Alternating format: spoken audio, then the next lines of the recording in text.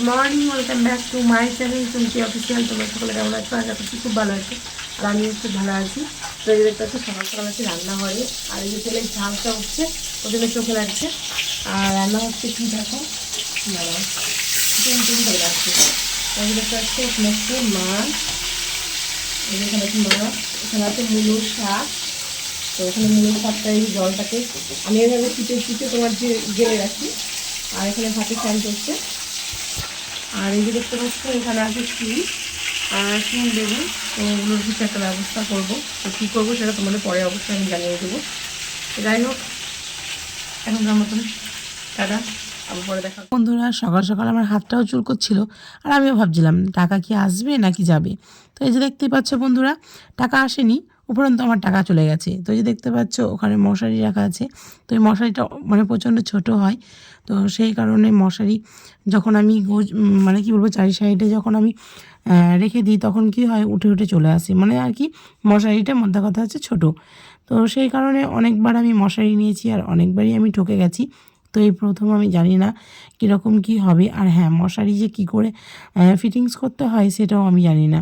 তো তার জন্য দেখতে পাচ্ছ আমি মশারিটাকে একটুখানি দেখে নিচ্ছিলাম যে ঠিকঠাক আছে কি না। তবে হ্যাঁ, লম্বাই ঠিক ছিল, কিন্তু চৌকোতে ঠিক আছে কি না সেটা দেখার জন্য আমি মশারিটাকে দেখো টাঙিয়ে নিব। কারণ দেখো, মশারিটা যদি আমি না টাঙিয়ে নিই আমি বুঝবো কেমন করে মশারিটা ঠিক হচ্ছে কি না।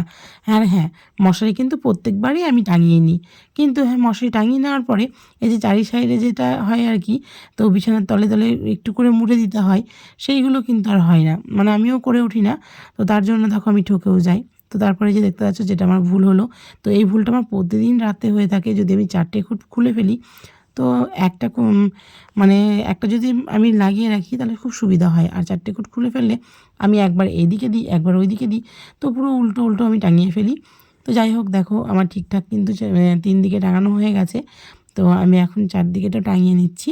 তো তারপরে দেখো আমি দিনের বেলায় ঢুকে গেছি মশারির ভেতরে। তো কেমন লাগছে না যে দিনের বেলায় আমি মশারির ভেতরে ঢুকে পড়েছি। তো যাই হোক, দেখতেই পাচ্ছ যে আমি মশারিটাকে একটু এদিকে ওদিকে টেনে টেনে বিছানার মধ্যে ঢুকিয়ে দেখলাম যে ঠিকঠাক আছে কি না। তো তারপরে দেখো আমি কি করি। তারপর বন্ধুরা, আমি একটা কথা ভুলে যাচ্ছিলাম। তো এই যে দেখতে পাচ্ছ এখন তো ছেলের পরীক্ষা চলছে। তো পরীক্ষার সময় হয়েছে কি, ছেলে এখন গেছে পরীক্ষা দিতে। তো আমি এরকম মশারি টাঙানো দেখে আমার ছেলে হঠাৎ করেই চলে এসেছে।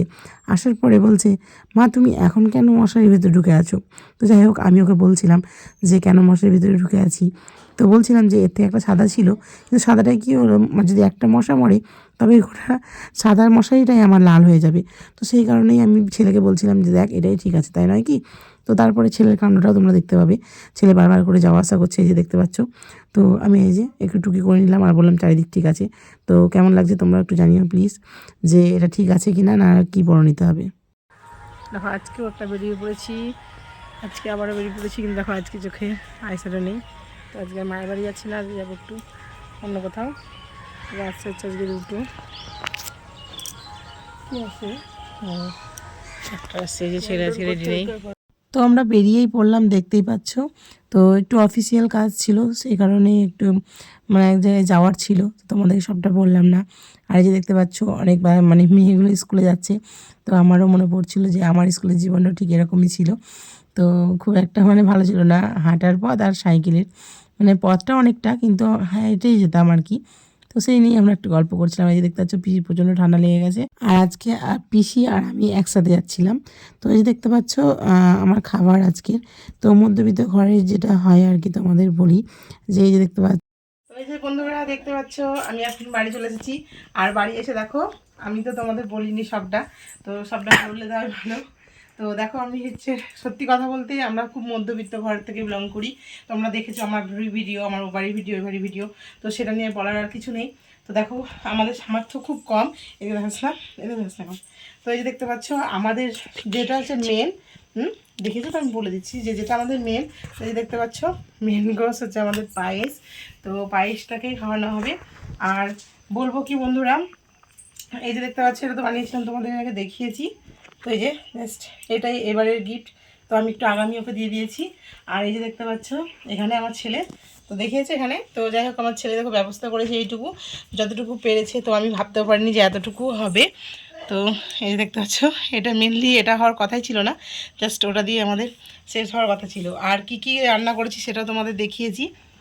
তো যাই হোক বন্ধুরা, মানে কি বলবো, একটু আবেগপূর্ণ হয়ে যাচ্ছি, কারণ ভাবতে পারিনি যে আস্তে আস্তে এতটা কিছু করতে পারবো। তো আমি ভেবেছিলাম যে হয়তো 5 তরকারি ভাত একটু রান্না করব, নিজেদের মধ্যে খাওয়া দাওয়া করবো।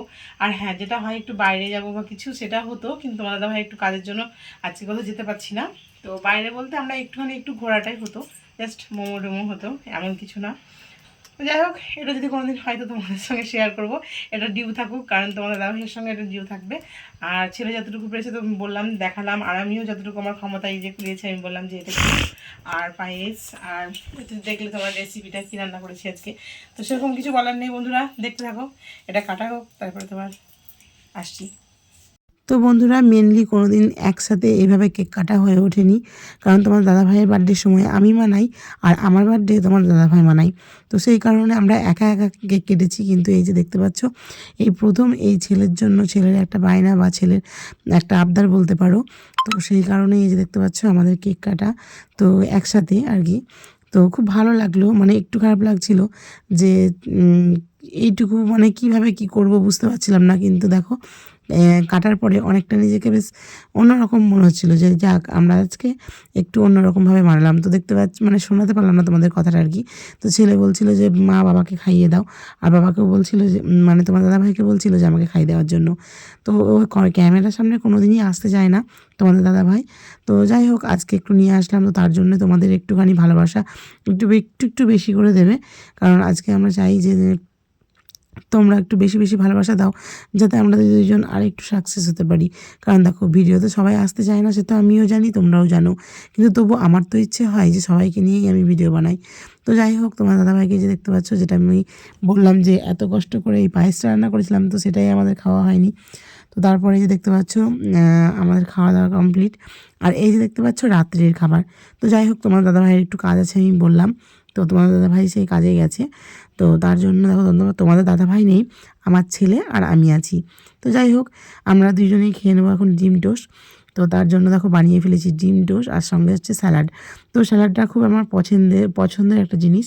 তো তোমাদের কার কার পছন্দ স্যালাডটা, তোমরা অবশ্যই কমেন্ট করবে।